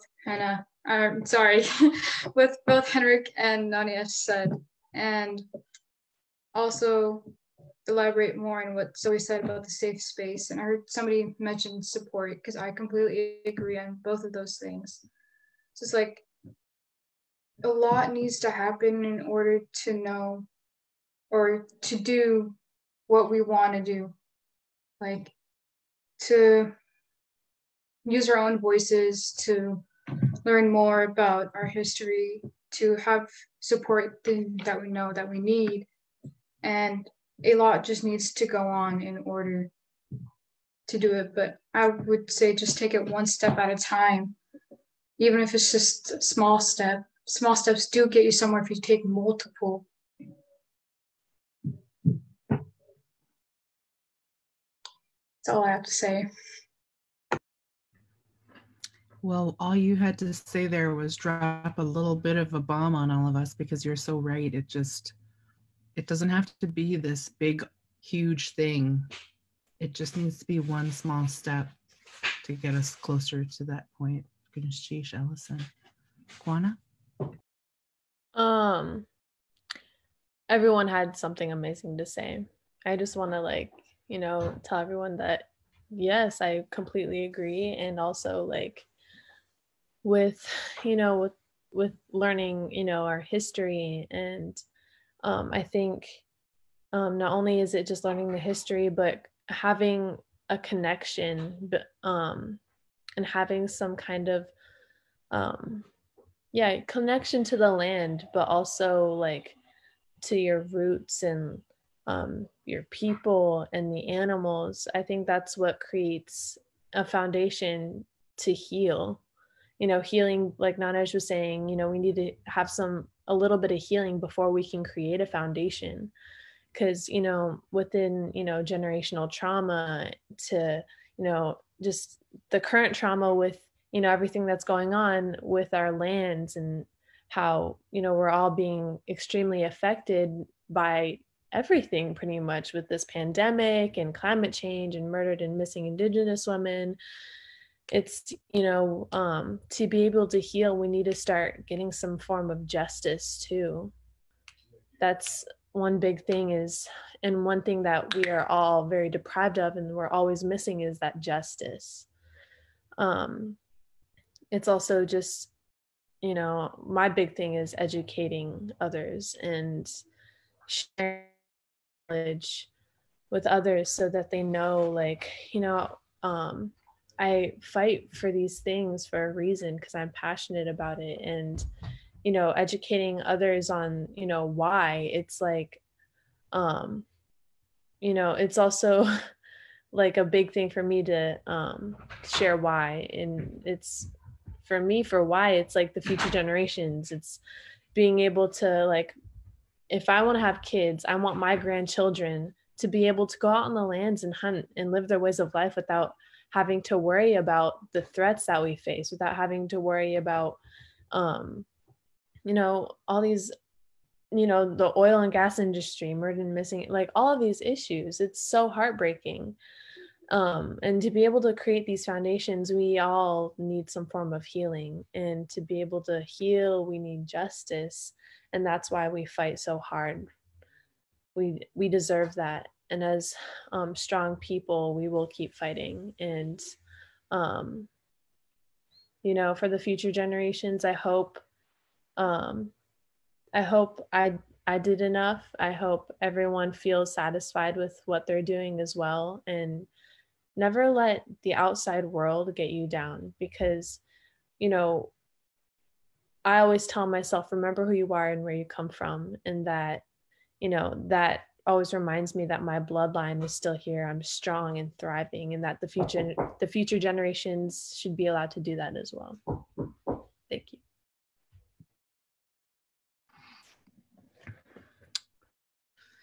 Wow. When we started, we said the time would go by fast, and it certainly has. What was that you just said, Quannah? In order to heal, we need justice. And, you know, you folks are leaders right now. We have a lot of people who say, you know, you're an emerging leader. You're not an emerging leader if you are already doing things to help other people. You have emerged. You have stepped forward into the world and said, you are going to help other people. You are going to step forward and you're going to enact those values, and you're going to lift up your people. Or like Dr. Walter Soboleff would say, lift up the face of your people. And you folks took a chance on participating tonight. It can be nervous. It can be nerve-wracking to put out there some of these really important truths and to share your ideas about how to change the world. But you accepted that challenge, and you stepped into this place where you can speak and be a voice that lets other people know what's happening to our Native people and what is going to come, because you are leading us there. So on behalf of myself and First Alaskans Institute, I just wanted to say, Xheech, Háw'aa. Thank you all so much for sharing your voice with us and your thoughts. And we can't wait for more. And, you know, we've been hosting the First Alaskans Institute Elders and Youth Conference for, I want to say 16 or 17 years now, Gatgyedm Hana'ax. And that's where all of you interacted with us over this past year and many years as well. But in this past year, you folks really stepped into leadership in multiple different ways. And so that's why we reached out to you folks, because we wanted to be good relatives and take care of you, but also to create this platform for your continued knowledge sharing and leadership for our people. This isn't the last one that we're going to hold.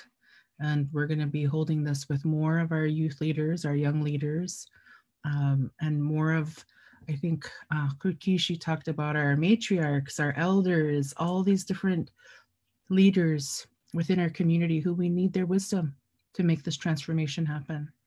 So we're gonna try to work alongside you folks and roll up our sleeves too and continue to create these platforms. So Xheech, Háw'aa, Gatgyedm Hana'ax, any closing thoughts before we say? Yeah, some of the people online called you little elders. And I think a little sister called you role models. And I just can't agree more with those titles, those names. Nt'oyaxsn to you all for adding your skills, your experience, your knowledge, the lessons that you've learned from your elders, your voice to our box of knowledge, our box of wisdom. If you remember in the beginning, I shared the box of wisdom song, and you've filled up that box, you've made it overflow. And I know that our community is grateful, First Alaskans is grateful. It's exciting to see that our future is bright with you leading the way, carrying that box to share everything that you all have put in that box. Nt'oyaxsn.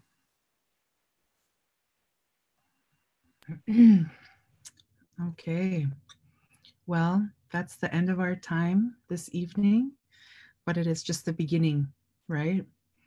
In terms of all of this action, this transformation, the using of your platforms, the continued good work that you will offer your families and your communities, and to all of us here across Alaska and our Indigenous homelands and the world.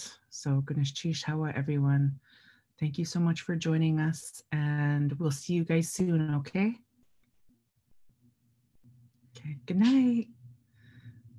Masi. Xheech. Masicho. Masicho. Quannah. Mahupo. Yeah.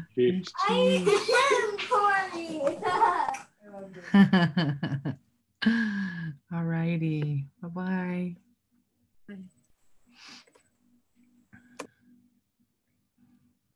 Okay. All right. You guys take care.